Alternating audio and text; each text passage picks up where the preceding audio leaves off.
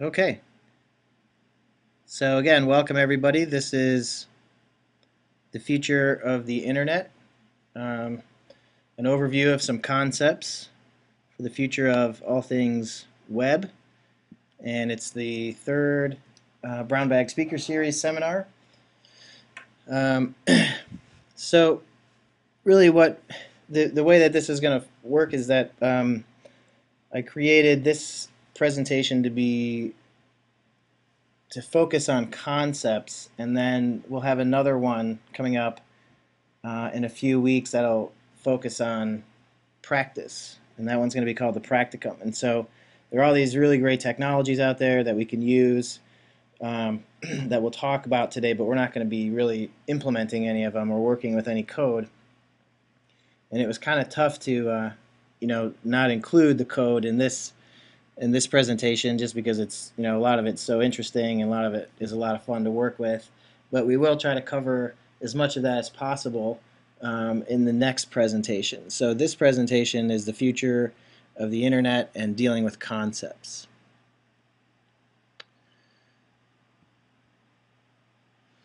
All right, so really, when we talk about the future of the internet, we're talking about Web 3.0 for the most part, sort of a catchphrase. The reason that we call it Web 3.0 is because we have had two other sort of, what I call them here, so-called versions of the web. And so early on, we had what we sort of retroactively referred to as Web 1.0, which was very code heavy and very, dealt mainly with static HTML. And what this did was it caused a lot of bottlenecking because really there were, people who were only the people who were able to FTP and to understand the code were really the only ones that were able to add any content to the internet.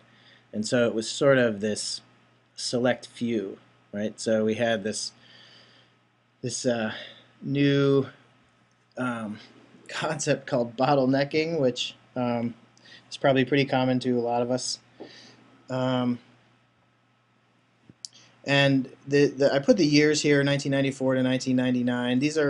This slide is, just sort of estimates. In 1994 is when we had Netscape Navigator really start to populate American homes, and this sort of 1.0 period went up to, my rough estimate here is about 1999. There was no stop point and start point for any of this, but we see these trends and these emerging technologies come about at around these times, around these years. And then we went into Web 2.0, which I think is kind of where Web 1.0, the naming, this naming convention of versions of the web kind of came into be when we had Web 1. When we started having Web 2.0, because this is when we really started seeing YouTube and Amazon and all kinds of these services out there that were really serving up user-generated content. And so we had this influx of user-generated content because of the applications that were available. And this was not how it was up until that point. So people said, well, we need something slick, as a way to refer to what's going on with the internet. And so they came up with this Web 2.0, and then that's what I mean by sort of retroactively then there was by default a 1.0, where, during Web 1.0 years, nobody ever referred to it as Web 1.0. And so also with Web 2.0 was the ubiquitous use of tags and tagging. If you have a blog and you make a blog post and you can tag your entry, these are just ways of making your content more easy to find and more easy to organize.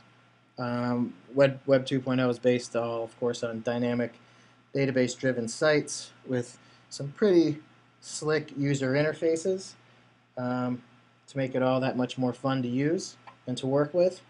And so what we want to talk about in this seminar really is Web 3.0. And so to define Web 3.0, you want to sort of call out what's new and what's emerging from where we are now. And I kind of had this word in mind that sort of summed up everything that Web 3.0 is about. Maybe not everything, but a lot of what Web 3.0 is about. And that word is organic. And so, excuse me, what I mean by that is that we're starting to see um, this ubiquitousness of the internet going one step further, and it's kind of, things are sort of moving to where, there's no real defined line between, reality and the technology, but that the technology is sort of going to be underlying, our reality and the ways that we live. And it's not only that, but the information itself is all sort of merging together, or at least there's, these efforts and initiatives, particularly with semantics and with the semantic web, to bring all that information sort of together, right? To create a web of meaning, and we'll look at how some of this works in the practicum seminar. But for here, I just wanted to bring up some of the key um, elements, and just to sort of define, what is meant by semantics and semantic markup. Um, there, you'll often hear Web 3.0, the term Web 3.0 used interchangeably with the semantic web, is what it's, the way that it's referred to. But really, there's a lot more to Web 3.0 than just semantics. And so, the way that I broke this slide out is so to show that there are multiple components, really, to Web 3.0, or to the future, of the web, and the way that it's going to be engineered and structured. And this is not an exhaustive list, and this is also, um, some of this stuff is, obviously going on now. Like there are huge open source initiatives, and content management systems are, very, very popular, and we have web standards. So some of this stuff is being brought along. Some of the best stuff that we've had to date, some of the most useful and innovative and accessible methods are being accented as we go into Web 3.0 territory. And so just to touch on each one of these a little bit, um, this is sort of a way of also of thinking about it. And I'm thinking about this organic property, this organic this organic trait that that the internet is starting to take on, and all of the technologies that are spawned from it. We have this sort of basic element, the carbon atom, and just over years and years and years, it's been released into the atmosphere, and just this little innocent carbon atom, one atom of carbon, but over long periods of time, and massive amounts of this stuff, it's effectively altered our atmosphere. And so we're kind of seeing the same sort of thing go on with information. And so this sort of information theory, would posit that over time, enough of this information, the atomic element of information, which is the bit, sort of changes our perceptions. It changes the way that we look at the world. It changes the way that we operate in the world. And there are some very hard and very down to earth examples of that. With just talking about, I don't know how many times I came across this idea of like controlling your refrigerator from your mobile phone. Like saying, your refrigerator is programmed to tell you that the ice trays are low, or that you're running out of milk or something. And so you see these really sort of practical or hard examples of what I'm sort of getting at here, and where we're sort of headed. And so here's This is a quick introduction to the semantic web. Over the next couple of minutes, I'll outline one of the toughest problems the web is facing today. I'll also explain what's being done about it and how it's going to affect you. You don't need to be a web developer or a blogger to understand any of the concepts in this short intro. If you can open a web browser, then you can understand the semantic web. So before going any further, it's important to know what the word semantics actually means. Semantics is related to syntax. In most languages, syntax is how you say something, whereas semantics is the meaning behind what you said. Let's take the phrase "I love technology" as an example. The syntax is all of the letters, words, and punctuation in the sentence.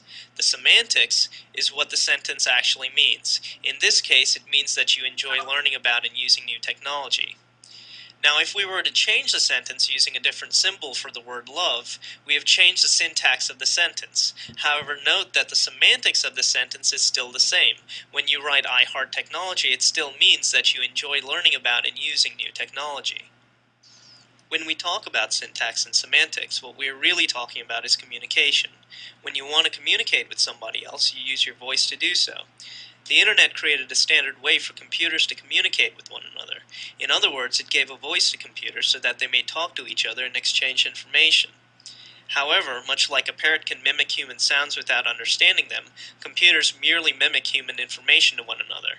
So while the internet enables computers to talk to one another, it was not designed to teach them what the information actually means. When the web came along, it created a very quick and easy way for us to retrieve and view information. You can think of the web as a huge document storage and retrieval system. When you put a website address into your browser, it sends a request to the website. The request basically states that you would like the document located at the address that you gave it. The website retrieves the document and sends it back to your web browser. This document is written in a language called HTML. The HTML language defines a syntax that computers can understand. It tells a computer how to display the document to you.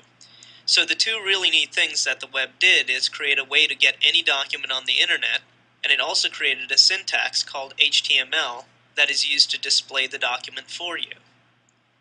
So what's the big deal? We have the internet that lets us talk to each other. We have the web that lets us store and retrieve any document on the internet. And we have search engines which can find just about any website that we'd want. The web is already pretty good, so how are we going to make it any better? The answer lies in semantics. Remember, computers today just blindly retrieve and show us information. That's the problem. Computers don't understand the meaning behind the web pages that they're showing us. While they may understand the syntax, the semantics are lost on them. Now, if we could get computers to recognize what's in a web page, they could learn what we're interested in. If they know that, then they can help us get what we want. They would change from passively helping us to actively helping us. This is really what the semantic web is all about. It helps computers understand the meaning behind a web page. The web of today is about documents, whereas the semantic web is about things. When I say things, I mean anything. People, places, events, music, movies, organizations, and just about any concept that you can think of. The semantic web is not only about pointing these things out to a computer, but also about letting computers know how these things are related to each other. There are several promising technologies that are in use today that can embed semantics in HTML documents. Two of the more popular ways are called Microformats and RDFA. So the semantic web stuff isn't about something that is going to happen in the future, it's about something that is happening today. Things get really exciting when we start to explore the possibilities of the semantic web. Once your computer can understand what a person, a place, and an event is, it can start helping you interact with those things. For example, if a birthday party is marked up as an event with a date and a place, you can tell your computer to save the date in your calendar. Another example is in the world of music blogs. Music blogs usually list songs and album reviews on their front page. If the blog marked up the songs and the artists using semantic technology, you could tell your browser to find all of the songs on the page, or search the internet for other albums by the same artist. Search engines would also become a great deal more accurate than they are today. When you search, you could say that you're searching for a person, a place, or a particular song. A search engine could then refer you to a website with far more accuracy because it wouldn't have to just depend on keywords in web pages anymore. It could also depend on the semantics in that web page. So the semantic web holds a great deal of promise in making our lives easier by helping computers help us get what we want. If you'd like to find out more about the semantic web, there are a couple of websites that are good starting points. If you'd like to know what all of this looks like in a web browser, check out the Operator plugin for the Firefox web browser. There's also a group of people on the web called the Microformats community that are working on spreading the idea of the semantic web. Last but not least, the semantic web is also a major focus of the World Wide Web Consortium. They are the people that are working on HTML and RDFA and many of the other technologies that power the semantic web today and into the future. This entire video and all of the source material used to make it is available under a Creative Commons Attribution Share Alike license. That means that you can remix and distribute copies of this video over the web or via any peer-to-peer network. I hope that you've learned a bit more about web semantics and why it's an important part of the web's future. If you found this introduction helpful, please share it with your friends. So that's a really good. I really like that video. It's a really good example of just sort of the basics of what's going on as you go from just basic HTML pages to semantically marked up HTML pages. Those examples that he gave are really great ones, and some of the good resources are the ones that he mentioned: the W3C, this microformats.org, which defines these microformats are simple ways to add information to a web page using mostly the class attribute, although sometimes the ID, title, and REL or REV attributes are good ones to use as well. The class names are semantically rich and describe the data they encapsulate. So these are elements to current HTML pages that are being used and new in different ways. The RDFA is a W3C recommendation. You can easily include extra structure in your HTML to indicate a calendar event, contact information, document license, etc.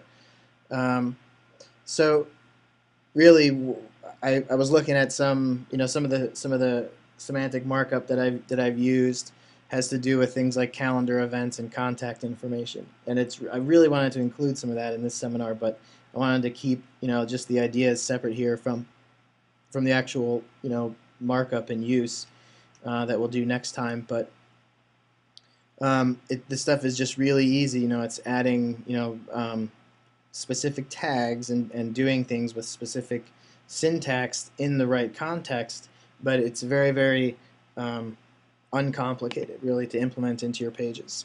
And so another really good resource for semantic markup is W3C, as they are a good resource for just about anything having to do with the internet.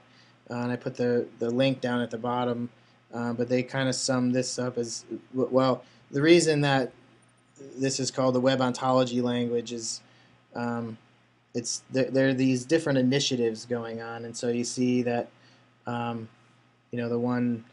first one that we looked at back here, microformats is one initiative, RDFA is another initiative, the web ontology language, or OWL, is another initiative. It's designed for use by applications that need to process the content of information instead of just presenting information to humans in the way that we do now. The web ontology language facilitates greater machine interpretability of web content. And it's sort of comparing it to the RDF and the RDFS schema. It says it has additional vocabulary along with formal semantics. So it's not much different than having sort of competing products out there, different types of footballs or something on the marketplace, but these initiatives are, there are some competing elements, but a lot of it has to do with taking the best from each one and eventually working towards a sort of universal standard for semantic markup. The Dublin Core Metadata Initiative is yet another semantic markup initiative. And so DublinCore.org is their site, and that's a really great resource. They have a conference every year. In fact, 2010's conference was in Pittsburgh. 2011's is in The Hague, I think, so it's a little bit less accessible.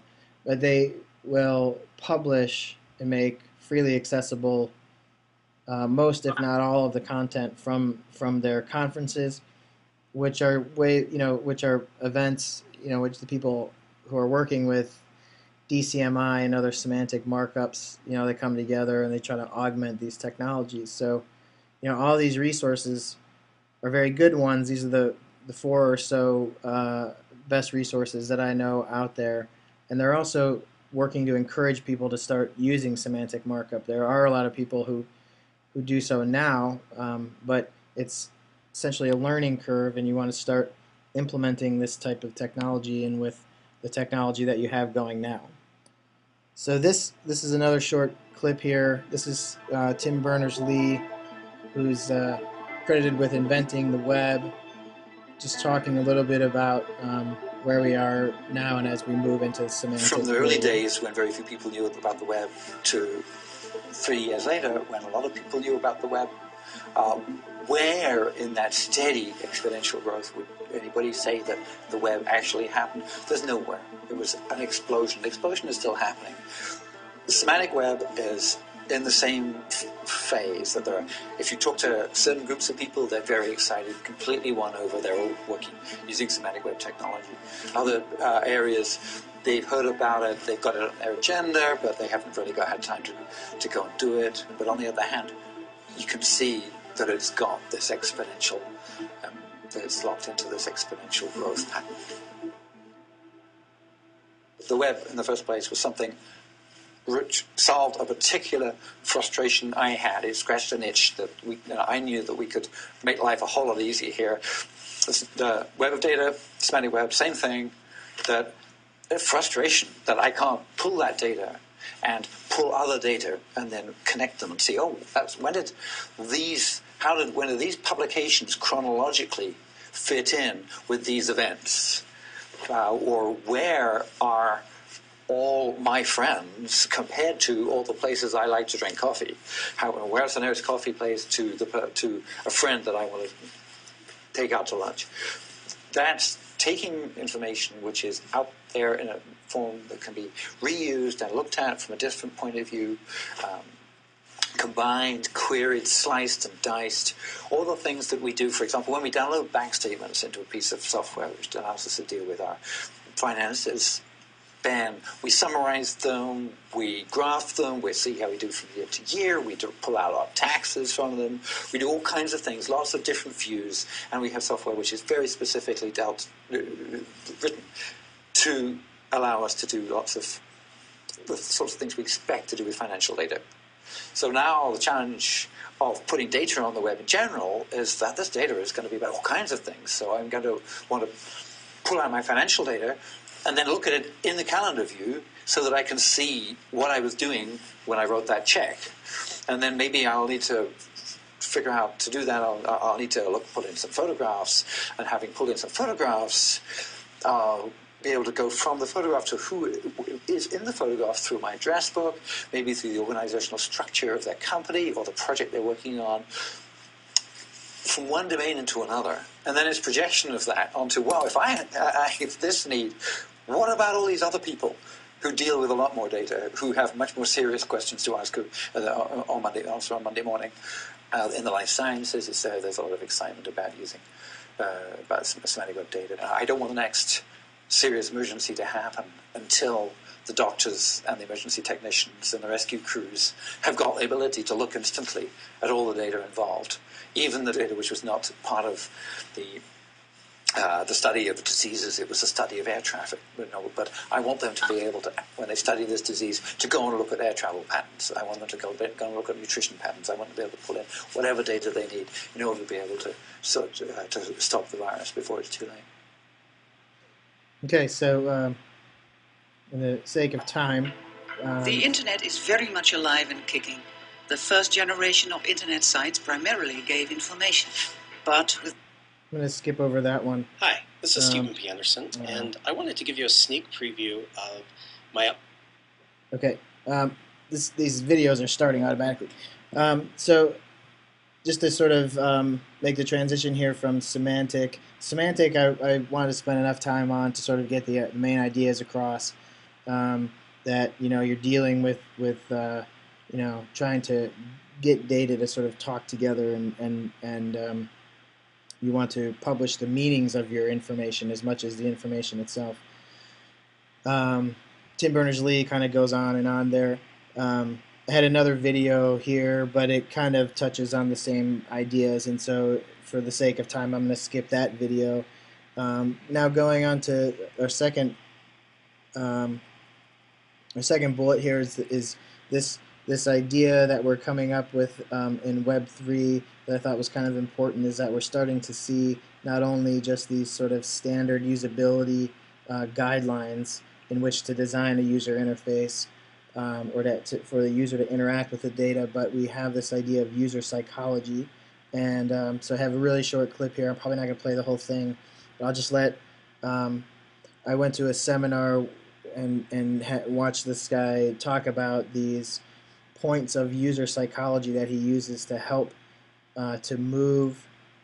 help his users move through the sites and to navigate to get to where they need to be based on human psychology, really. So I'm gonna let him talk about that. I'm gonna back up because these videos are taking off on their own on me. Hi, this is Stephen P. Anderson, and I wanted to give you a sneak preview of my upcoming UIE virtual seminar that will be happening on Thursday, November 4th. Now, the title is Seductive Interaction Design, but don't let that scare you off. I know it's a bit of a racy title, but what I'm really talking about is psychology and design. And specifically, how can we use psychology, that is, what we know about human behavior, to design more fun, engaging, and effective interactions? When I say interactions, I'm thinking of websites, web applications, computer software, anything that involves a human interacting with a digital device of some sort. We could include mobile apps as another example. And if you're wondering whether or not you should come, I would just ask you this one question. Are humans involved in whatever it is you're working on? And I think whether you're a product manager, a designer, developer, marketing, you'll definitely get something out of this, because we're talking about, I think, the fundamental common denominator in everything we build, which is human interactions. So with that, I'd like to open up my workshop and my presentations with just a couple quick examples of what I mean by seductive interactions. The first is one from the physical world, and what the designers here and the designers were trying to do was to encourage people to take the stairs when they came out of the subway instead of the escalator. And to do this, they made taking the stairs a very fun and playful experience by, as you can see from the picture, turning the stairs into piano keys. And they actually had sensors under each of the keys or stairs, so as you walked up, you were literally playing the piano with your steps. And this was quite effective. I think if we look at business terms, 66% more people took the stairs instead of the escalator. So that's one physical world example.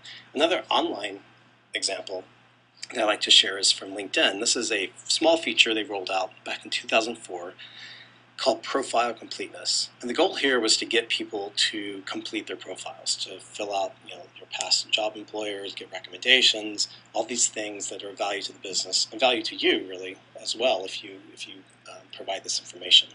And to encourage people to do this, they dropped in this very small feature called profile completeness, where they would tell people, your profile is only 25% complete, but if you add a past employer, it'll be more complete. And of course, once you did that, you'd have a 40% complete profile, and it would suggest something else to do, and it went on until you had a 100% complete profile. Now, the question I like to ask of both these situations is really this: why did these work? What's the psychology behind this? If we were to look back and say, what caused people to change their behavior? What are the things from psychology that we could learn from and use in other cases? And this question led me to a lot of different fields. And I started looking at everything from neuroscience, what we know about the brain, what gets our attention, led me to social psychology, to behavioral economics, a field that studies how we make decisions. It also led me back to learning theories. My background is actually in education, so I started revisiting some of that knowledge. Also fields that have been around for thousands of years, like rhetoric.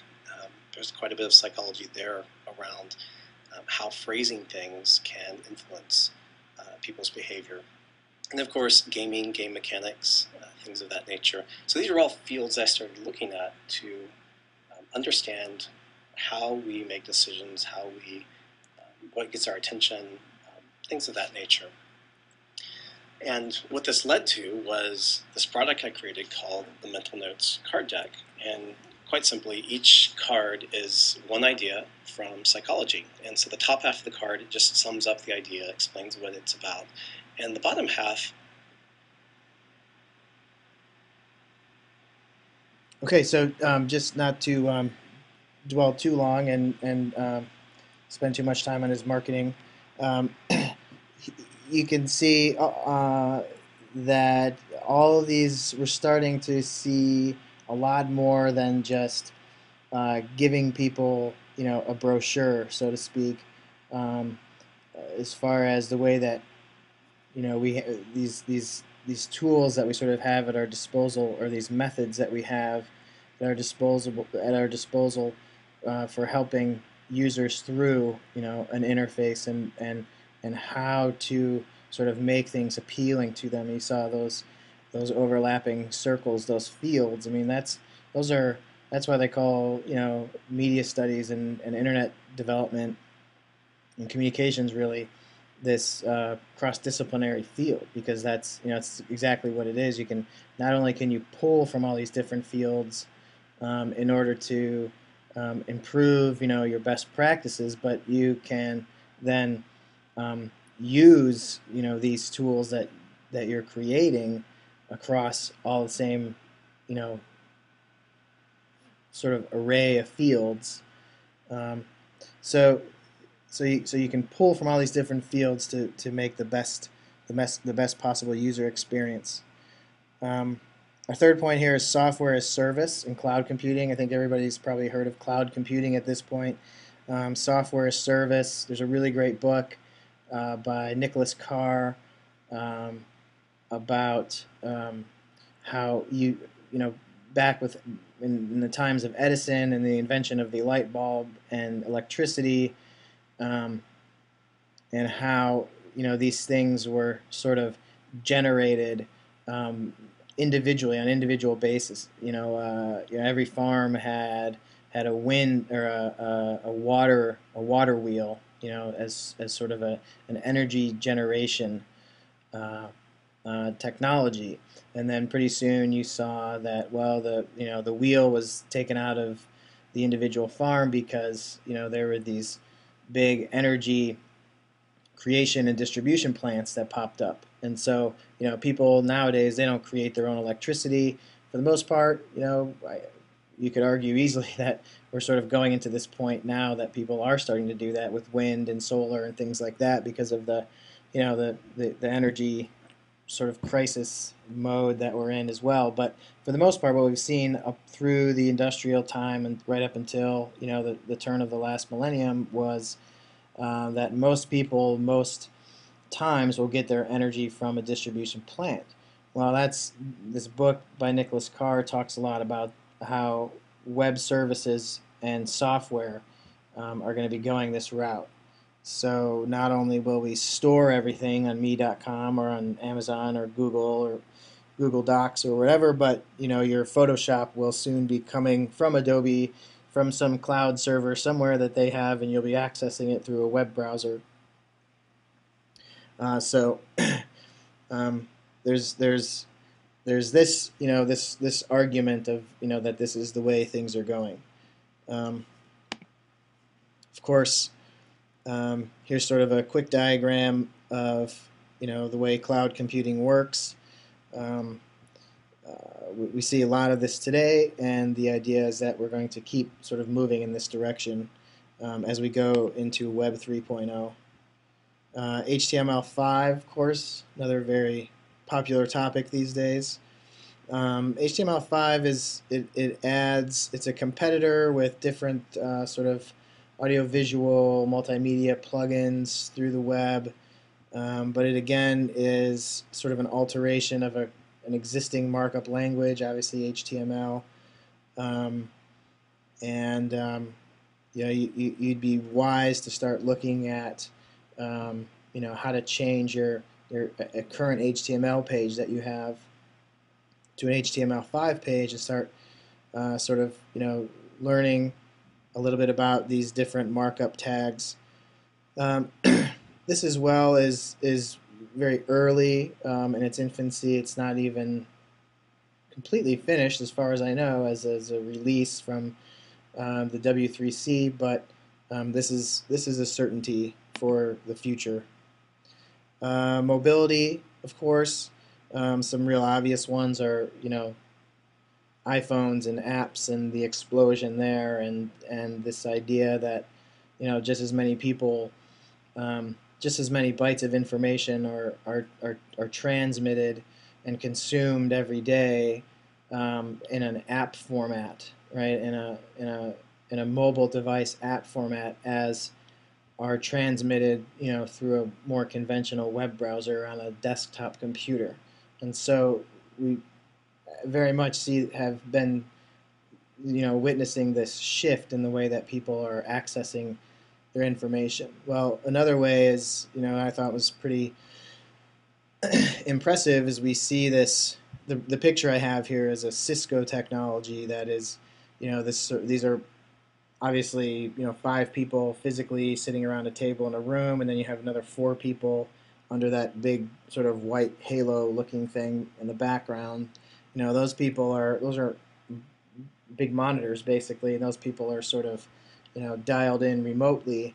Well, to sit in the, and those people are all sort of seeing the same thing. Granted, they have $100,000 to pay to have this thing set up in their office. But this is, like all things in technology, starts out very big and clunky and expensive, and it ends up very ubiquitous and cheap. So, I would say, short of the Star Wars holograph, we're going to be seeing a lot more of this sort of, remote, but, it's almost this augmented reality type of condition that we can fairly easily, if we keep the internet open, we can see, a lot more of this coming down the line, which feeds really well into the next step here, which is augmented reality. And augmented reality, the definition is, you have, up until this point, we see a lot of, the real world. You walk outside your door, and then or you can go back inside or go sit at on a bench with a laptop and play a video game, for example, or do something online. What those two worlds are coming together. We have quite a few augmented reality applications. If you have an iPhone, you're probably in the best spot to try some of these out. But it's coming very quickly. I just sort of pointed out here, this, you can sort of time machine, right, on YouTube, and you get like this company that is sort of marketing here their layer technology, right? So you have that in June 2009, and then you have here, Droid's already bought it. Right? And so this is a demo of that same layer software. Does your phone's camera allow you to see more than the world around you? Adding relevant data from the web on the things you're looking at? Droid does. With an app called Layer. It's the ultimate augmented reality app, putting real-time info on top of the real world you're observing on your Droid screen. So this would be like Strap if you're in. standing in the It's time parking to lot become of an the expert shopping on center the Layer holding up your reality phone. browser. Download the app for free from Android Market, then launch it. Using your Droid's GPS and compass, Layer always knows your location and lets you decide how you want your world to be augmented. You have several options, called layers, to choose from in the gallery. There's virtually an unlimited amount of layers. They can be as broad as Wikipedia, providing instant data on a building that you may be looking at, or as specific as finding the nearest bus stop or ATM. You can also search for layers by keyword, featured, most popular, and then save them to your favorites. Simply tap the layer you want, and its pertinent data becomes part of your screen, and the data continuously updates as you look in different directions. Better yet, you don't have to use one layer at a time. You can have layer upon layer on your screen. By tapping the Settings button, you can choose your layer's range. For instance, you can see all the ATMs within a 5-mile radius, or just within walking distance. The circles on the screen contain the material data from the layers you selected. The radar in the corner of the screen highlights all the points of interest within your range. The closer the circle is to the center of the screen, the closer it is to you. Layer tells you the distance, and when you tap a circle, meaningful info from the web appears, even photos if available. Layer even works with social networks like Facebook and Twitter. Friends who are in your vicinity can show up on your screen as nearby contacts. And if you feel more comfortable not using your camera view, Layer offers 2 other options. Map View, where your layers still appear on top of the map, or List View, which is more like a traditional mobile web page. You're now equipped to launch Layer on the Droid. You'll never have to look at a map or browser on your phone again. With Layer, your Droid transforms into a pair of high-tech binoculars, so you see everything from the real world and relevant web data about that world on the same screen. Engage. Pretty cool. So I think we're going to see a lot more of that. The next point that I wanted to talk just a little bit about is a really big story recently is how the New York Times is changing its subscription methods, and so this idea of micropayments, as opposed to having big subscriptions, and newspapers are just sort of one example. I just put the New York Times one up here because it's current, and it's been kind of a big deal the past week or so. But I've been reading a lot about micropayments, and maybe this will sort of move into where you don't have to have any sort of particular favorite newspaper or one newspaper that you're paying once a year for, but that you can sort of be you can maybe go onto the New York Times and pay for maybe this really small amount somehow, maybe some sort of credit system where you're just paying for one article, and then you can go over to the Philadelphia Inquirer and pay for one article there, and so we're seeing a lot of this micropayments kind of thing being thrown around, and it comes sort of at the relative success of the idea of microfinance, which you may or may not have heard of, which is basically it's this idea of you in your house in Cleveland maybe, you can go and you can look around on specific websites. Organizations have put this together and find a farmer in Guatemala who needs $300 to buy a new plow or something. And so this is quite a few years old now, but it's something that it was new 5 years ago, and nobody had ever tried it. It was impossible to do really before the internet, and so it's very popular. It's very successful, and so I think there's going to be economic flow changes coming up as well. Of course, open source, free and open source software, very popular, very interesting, very great way to go. There is, in my opinion, more and more put into free and open source all the time. 5 years ago, didn't really hear much about it. Ironically, it's a great story. I would encourage anybody to look into the story of how free and open source came about, and the sort of ups and downs that it's gone through. But we see this sort of coupled with the next topic, which is content management systems, and it also goes back to augmenting really HTML1 and the sort of bottleneck phenomenon. And because we're continually moving. I don't know how much information is added to the internet every day, but it's something that is difficult even to comprehend. We have this need for more and more people to be able to to post and to edit and to get that information out there. And so open source is one solution, especially in financially rough times that we are seeing a lot of these days. But also, coupled with the content management system and an open source content management system at that, which not all of these listed are open source, but it's an incredibly efficient combination, and people are catching on to that they're useful and very effective. And so I think we're going to see a lot more open source and a lot more content management system, and hopefully open source content management systems. And so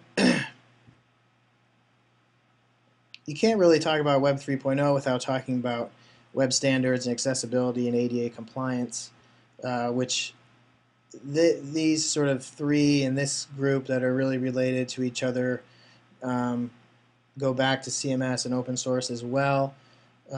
If you're fortunate enough to use one of the big CMS, open source or not, you're probably in a pretty good position as far as being compliant with web standards, accessibility, ADA compliance. These sort of, unfortunately, almost like secondary considerations to a lot of us, but they should be primary considerations when you're building a new site, when you want to be updating a current site.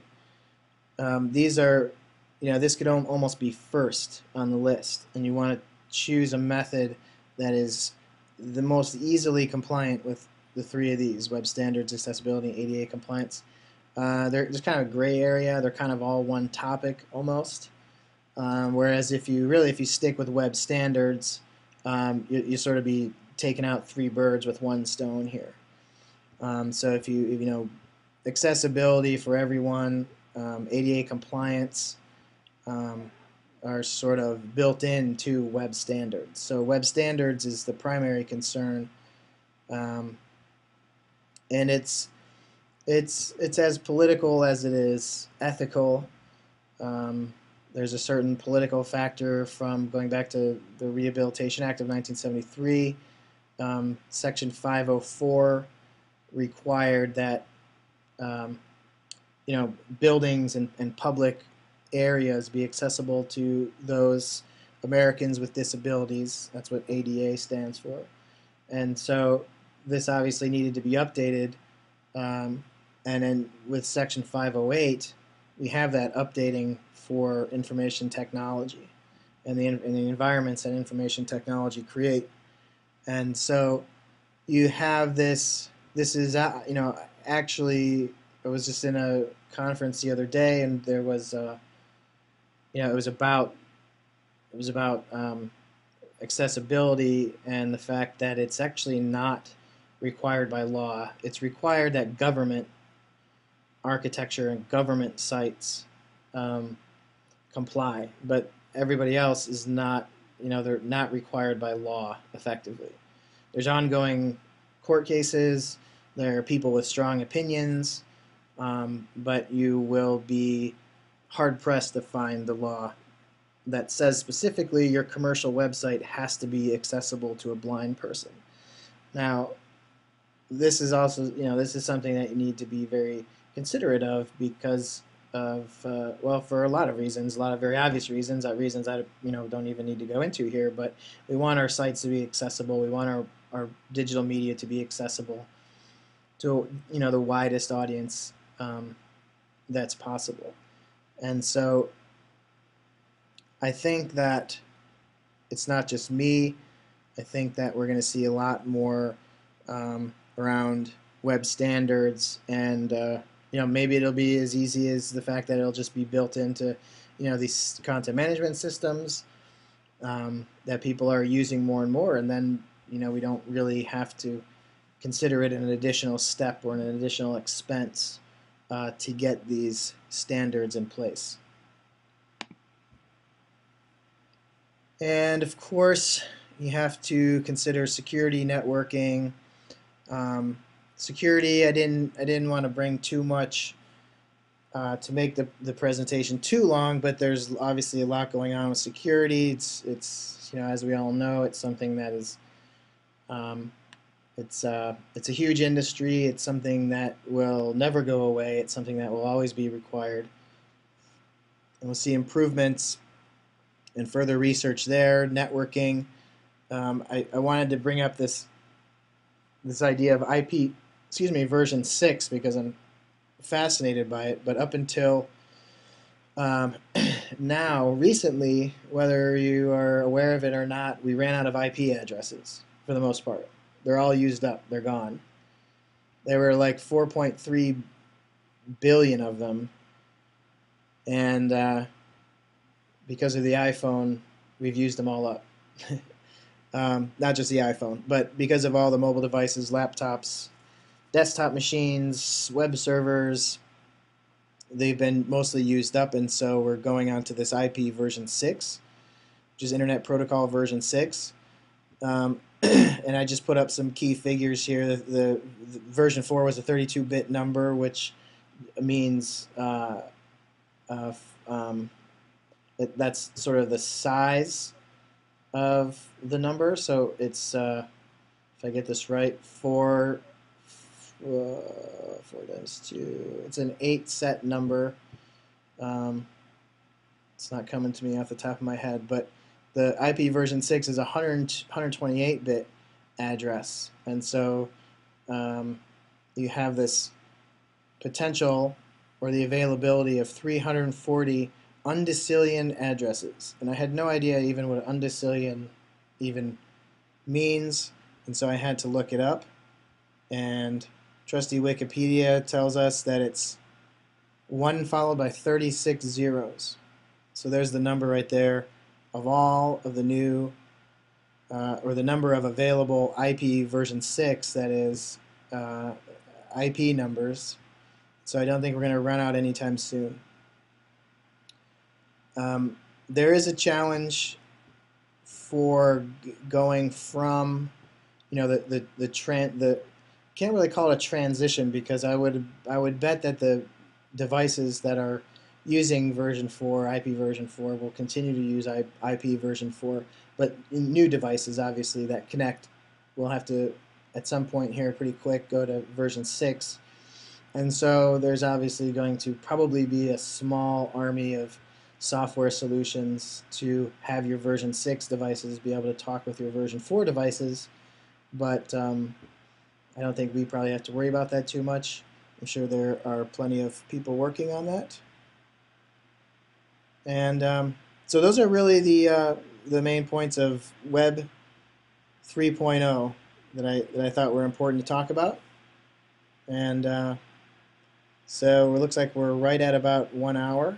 So I just wanted to leave a minute or two to see if anyone had any questions or comments that they wanted to bring up. What I'm going to do is this is a like I said, it's a slide rocket. This slideshow itself was a software service application. It's called Slide Rocket. You can get it for free. There's a free version, which is what I used here. And so I'll make these slides available, and embedded in the slides will obviously be all the video and audio.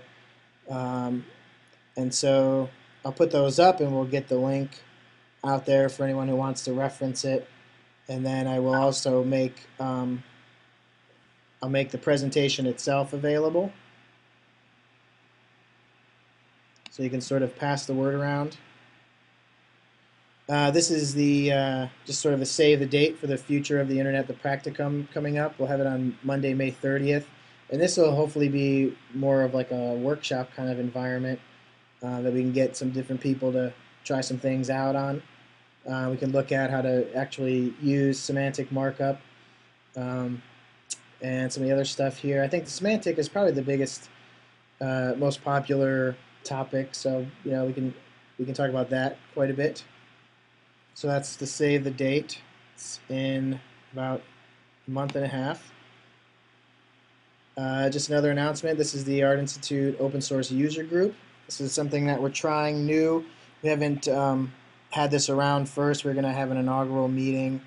I had about 10 people say they were interested in it, so this will be real. This won't be a lecture or anything. This will be a user group, so anybody that shows up, we can just sort of talk about different open source technologies and projects that you're using. Just sort of an open source promotional group.